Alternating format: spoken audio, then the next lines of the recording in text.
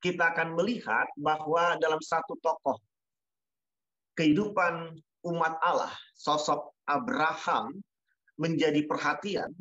Bagaimana dalam bacaan kita dia disebut sebagai bapa orang percaya.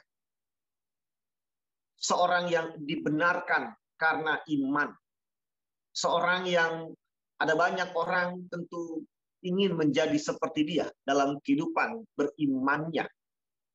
Di tengah-tengah pergumulan yang ada. Apakah itu mudah, Bapak Ibu Saudara? Seorang Abraham beriman kepada Allah. Apakah itu begitu saja dia alami beriman kepada Allah?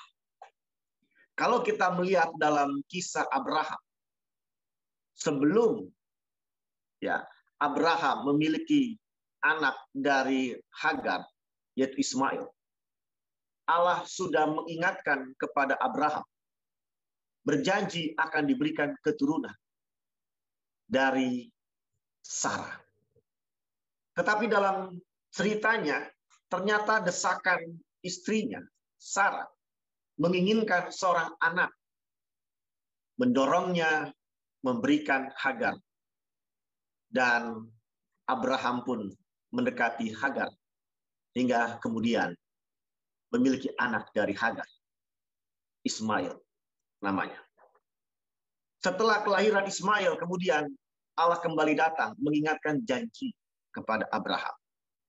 Kalau Abraham akan punya anak dari rahim Sarai atau Sarah.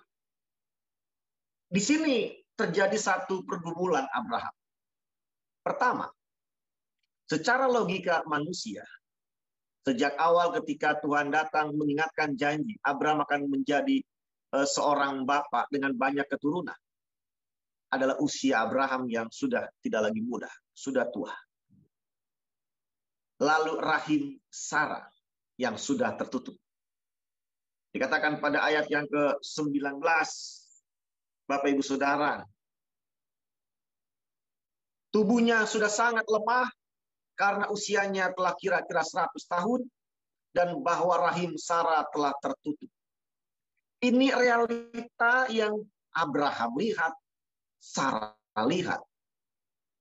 Di tengah adanya janji Allah itu, mereka berdua melihat kekuatan, peluang, kemungkinan seperti apa yang Allah janjikan adanya keturunan dari rahim Sarah. Sepertinya itu tidak mungkin. Bisa saja ini mengganggu untuk meyakini. Memang Bapak Ibu Saudara dalam bacaan, dalam kisah Abraham, justru yang diperlihatkan adalah sikap Sarah yang mendesak Abraham mempunyai anak lewat Hagar. Dan Abraham memenuhinya. Bukan dari Abraham yang menginginkan itu. Hingga kemudian akhirnya memang punya keturunan. Yaitu Ismail namanya. Tapi bukan dia yang Allah maksud adanya keturunan dari Abraham. Karena Allah ingin keturunan itu berasal lewat rahim Sarah. Abraham tetap percaya. Ketika Allah menjanjikan untuk kedua kalinya, Abraham akan menjadi bapa banyak bangsa. Pada ayat yang ke-17 disebutkan. Abraham percaya itu. Walaupun dia melihat tubuhnya yang semakin lemah. Walaupun dia melihat rahim Sarah yang tertutup. Tetapi Abraham tetap percaya kepada Allah yang berkuasa melaksanakan janjinya. Ayat 21 disebutkan. Abraham percaya kepada Allah yang berkuasa melaksanakan janjinya, Bapak Ibu Saudara. Sehingga ayat yang ke-19 disebutkan, iman Abraham tidak menjadi lemah. Ayat 20 dikatakan juga, ia tidak bimbang. Bahkan disebutkan ayat 20 itu, Abraham memuliakan Allah. Jadi dalam hubungan suami istri, Abraham melihat Sarah memang tidak gampang untuk percayakan janji Allah adanya keturunan lewat Sarah. Karena Sarah sendiri justru meragukan hingga mendesak Abraham lewat Hagar lebih cepat punya keturunan. Sebab memang Sarah sudah tertutup rahimnya. Tetapi Abraham tetap percaya dan yakin. Dia tidak lemah imannya, dia tidak bimbang disebutkan dalam ayat 19 dan 20. Bahkan dia memuliakan Allah disebutkan ayat yang ke-20 di situ. Dan bahkan percaya Allah yang disembah, Allah yang berkuasa melaksanakan janjinya ayat 21. Hingga dia tahu bahwa Allah itu akan memberikan keturunan lewat istrinya Sarah. Rahimnya yang tertutup. Dengan cara dan kuasa Allah, maka akan terbuka keturunan.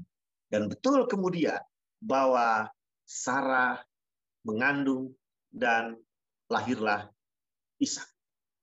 Saudara Bapak Ibu yang dikasihi Tuhan, dalam kitab Roma ini justru diingatkan kepada siapa kita menyembah dan kepada siapa kita menyerahkan hidup kita adalah kepada Allah yang sama yang telah disembah, yang diimani oleh Abraham. Dalam seluruh kitab suci, baik Yahudi, Kristen, dan bahkan Islam, ada sosok Abraham yang menyembah kepada Allah. Dan itu juga Allah yang sama dalam bacaan kita, ayat yang ke-24 disebutkan, adalah Allah yang telah membangkitkan Yesus, Tuhan kita, dari antara orang mati. Maka nampak jelas kitab Roma ingin mengajak setiap orang yang percaya memandang kepada kuasa Allah yang akan melaksanakan janji-janjinya, Bapak Ibu Saudara. Bahwa orang-orang yang percaya akan sama seperti Abraham yang percaya kepada Allah, disebut sebagai orang yang beriman. Disebut sebagai sebuah kebenaran, dikatakan Bapak Ibu Saudara. Sesuatu yang diperhitungkan, ayat yang ke-23. Percaya kepada Allah itu satu kebenaran. Itulah kebenaran yang dimiliki oleh setiap kita. Ayat yang ke-22. Maka kita bersuka cita Bapak Ibu Saudara, bahwa kita bisa menjadi orang-orang yang dibenarkan Allah oleh karena keyakinan, oleh karena iman kita kepada Allah yang sama, Allah yang disembah oleh Abraham, juga Allah yang kita sembah di dalam Yesus Kristus, Allah yang membangkitkan Yesus dari antara orang mati. Tidak beda. Malah justru Allah yang disembah Abraham nampak jelas menghadirkan kasih dan kuasanya di dalam Yesus Kristus Tuhan kita.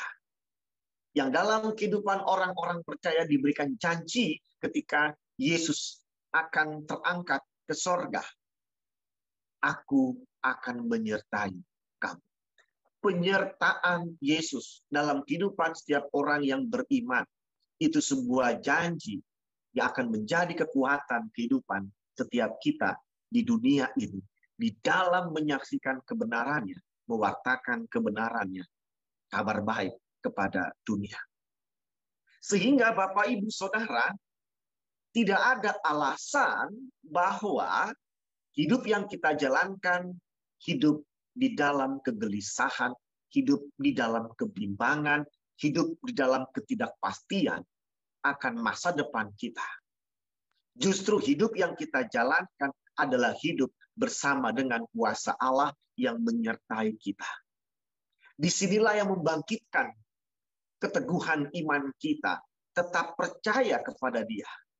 Dia akan menjaga, melindungi kehidupan orang-orang yang beriman kepadanya. Bahkan janji-janjinya akan dilaksanakan untuk membuat kita semakin menunjukkan terang dan garam di tengah dunia. Dan banyak orang yang melihatnya akan memuliakan Allah kita, Bapak Ibu Saudara. Maka apa yang kita kerjakan pada akhirnya adalah sikap percaya, sikap beriman kepada Dia. Di tengah apa yang menjadi tugas peran kita hari lepas hari. Kita percaya kepada kuasanya yang menyertai kita.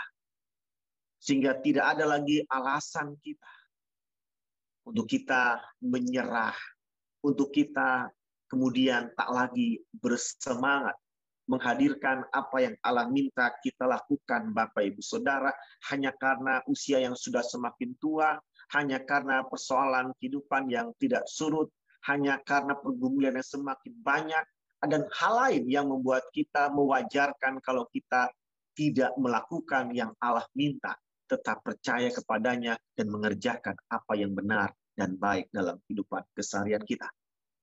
Mari Bapak Ibu Saudara yang dikasihi Tuhan, di masa pandemi COVID-19 ini tentu kita bisa mengatakan kuasa Allah tidak dirasakan.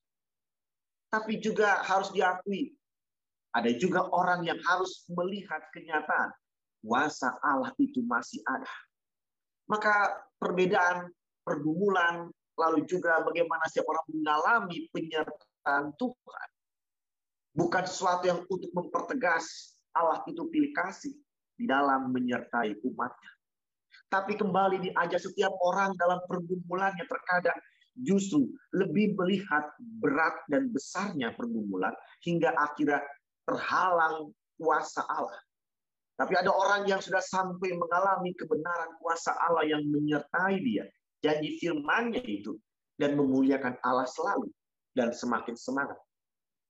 Kita nggak bisa pilih-pilih bahwa kita menjadi orang yang dianggap kita nggak beruntung, tidak seperti orang yang merasakan mengalami kuasa Allah. Tapi justru di dalam kondisi-kondisi ini, perhatikan Sarah, dia tidak melihat kuasa Allah. Dia lebih percaya kemampuan manusia ketika menyerahkan Hagar untuk keturunan Abraham. Diberikan kepada Abraham.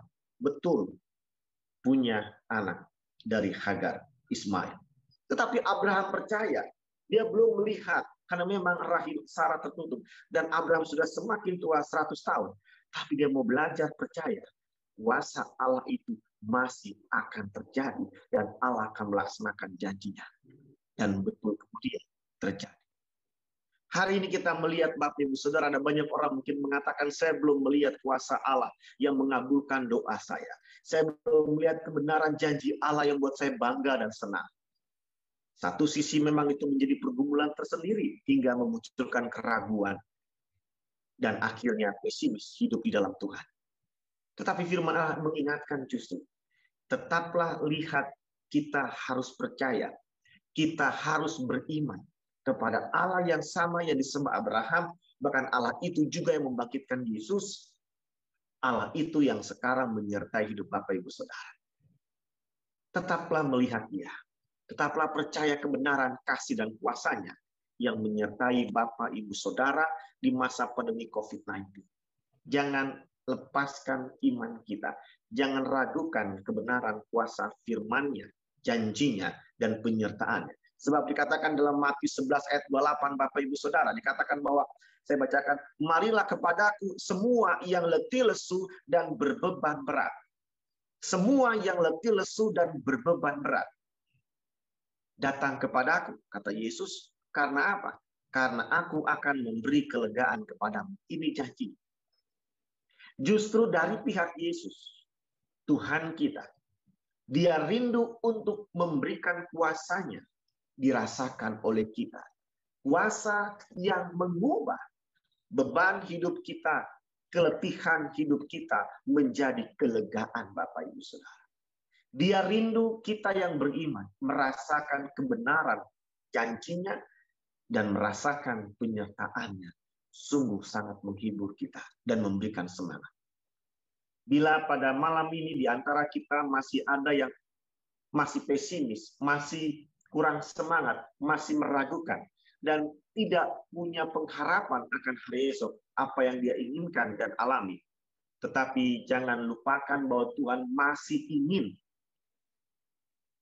meminta Anda dan saya untuk datang, beriman kepada Dia, memuliakan Dia, menyembah Dia dengan cara yang kita bisa hadirkan. Jangan ragukan Dia yang tetap menyertai yang dialami para rasul. Begitupun saat ini, hari-hari berjalan, Anda dan saya.